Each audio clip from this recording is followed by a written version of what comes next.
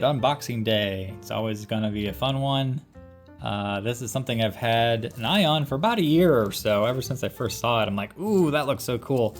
But it was always like well over $100 and I just could not justify it. I have not taken it out of the wrapping here, obviously, so I'm gonna do that right now for my first reveal.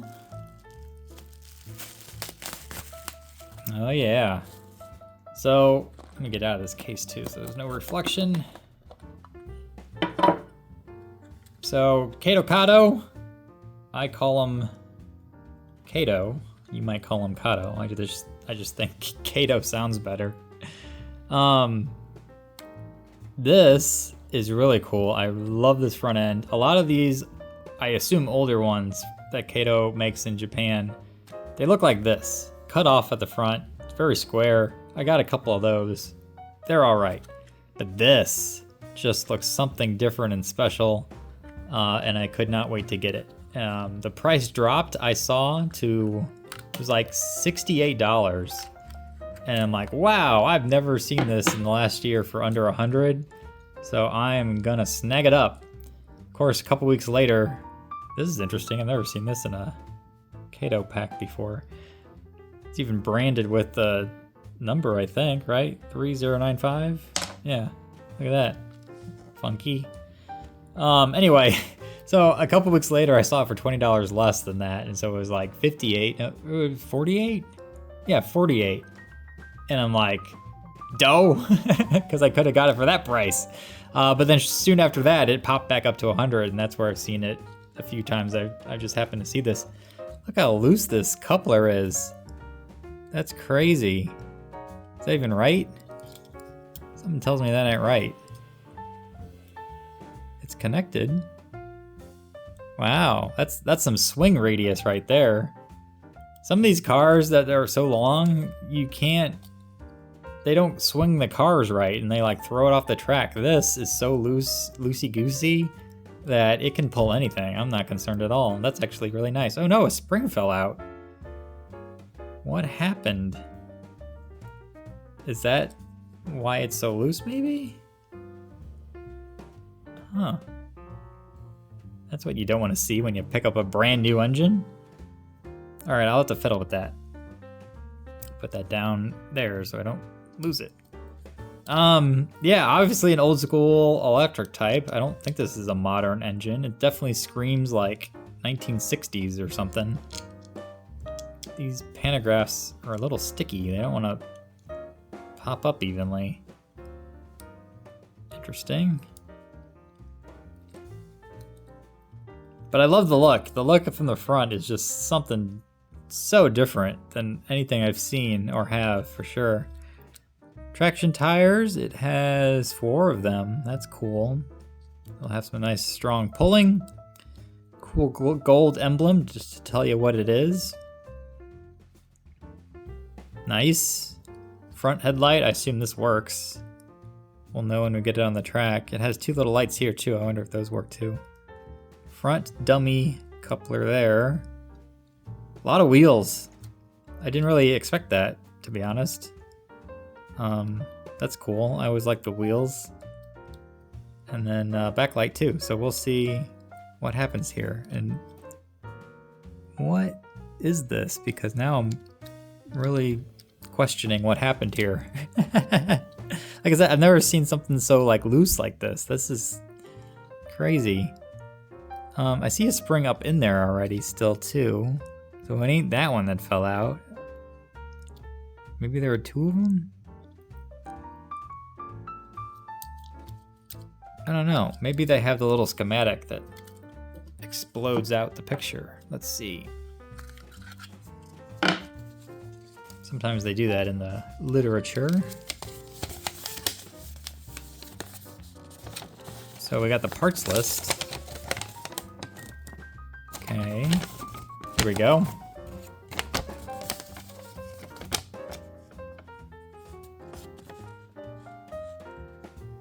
Looks like... I can't tell what's happening at all. Did we get extra bits? Oh, we did. Look at all these extra parts. So that's cool. Oh, cool, little emblems. How do you think those stick on? Are they right here? Just pop it on the front. Okay, wait.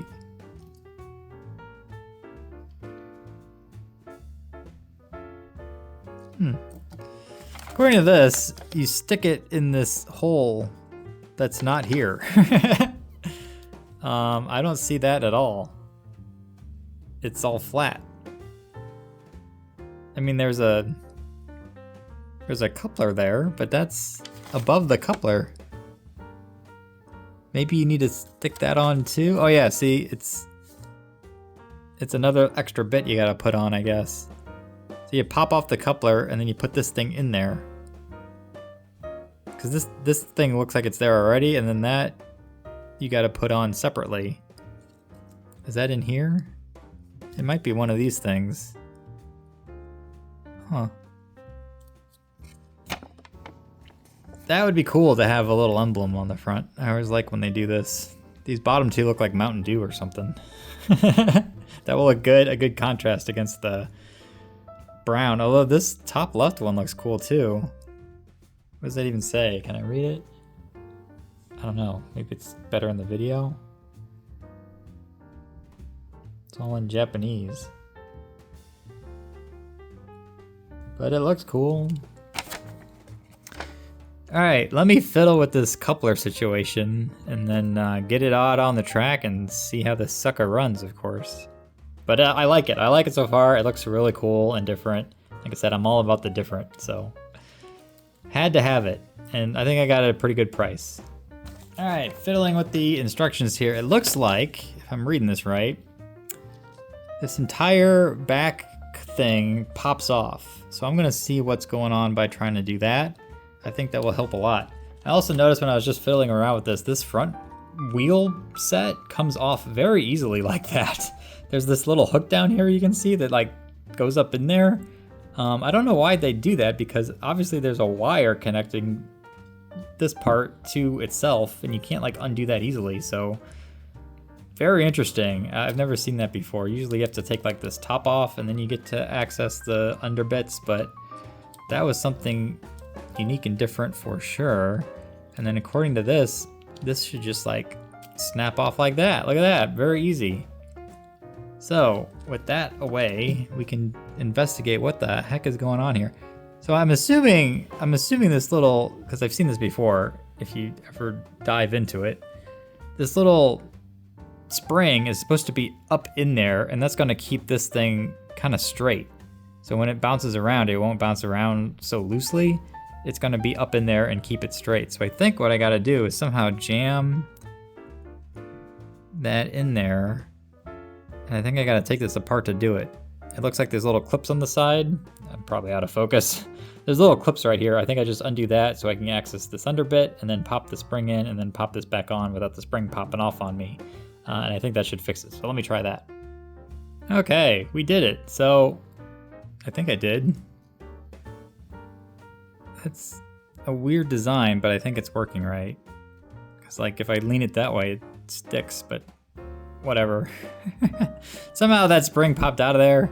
And it was just a matter of, like I said, unclipping those things and then like putting it all back together with everything staying in the same spot, which was kind of tricky to do because there's a lot of things coming in and out and whatever. I think I fixed it. That's the good part. It's never good to take apart your brand new engine. Usually Kato is better than that, but for whatever reason, this one came apart. So now it's all about sticking this back in here like that, and we are set. That thing is staying much better than before. Yeah, I think we're ready. Look at that, all set. Alrighty, we are ready to go here. Looks good aligned. I threw on my cool looking blue Japanese coach cars and added a red one for good measure.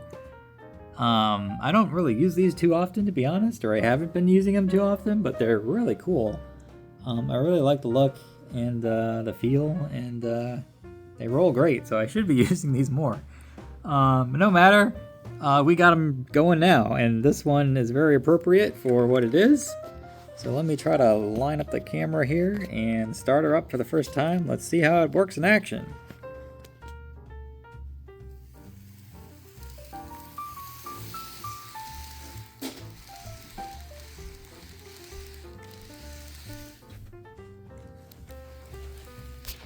Alright, well, smooth and quiet out of the gate.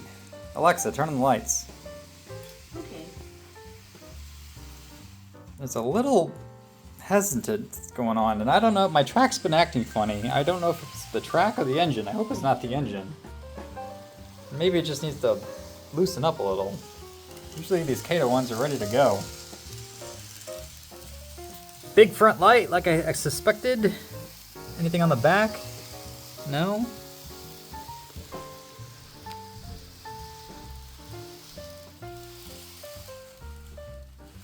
Still a bit hesitant. Like I said, I wonder if that's my track.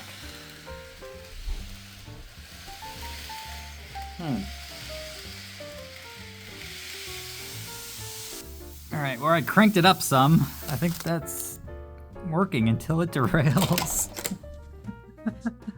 But it's because this train is like, somehow came off its track and was poking out there. I don't know how that happened. Odd. Alright, let me set this up again. Alright, let's try it again. Here we go. Let's see, at this speed it's very quiet. I like that. And it was doing a bit of a hesitation, but it seems to have stopped, I think. No? It's slowing down a little. Ooh, something's still off. Alright, here we go again. And something keeps catching.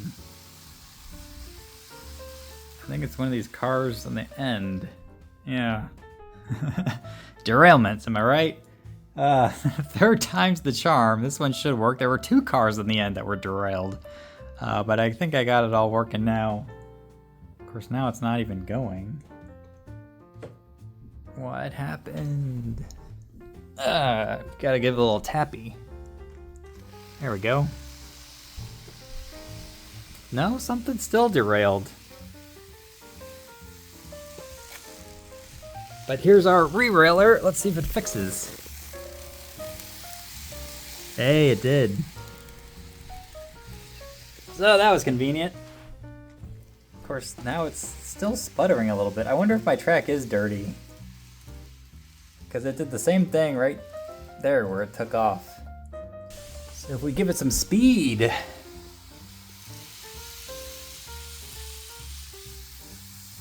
There it goes.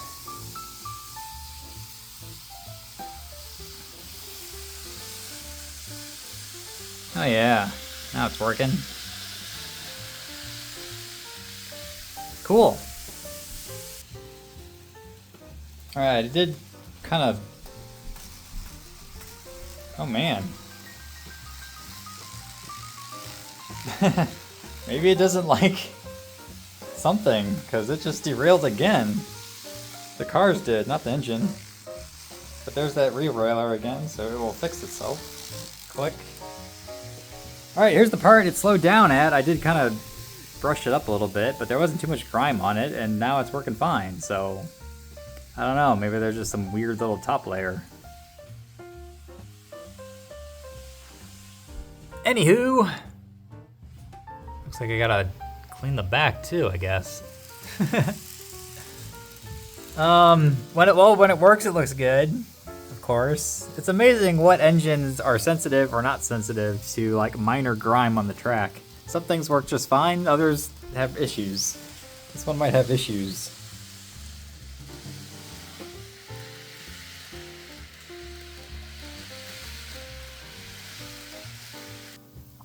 Speaking of issues, let's see if these cars derail again around this one turn. They're all within 11-inch radius, so it should be fine. And, oh, hold on. I think I see the problem.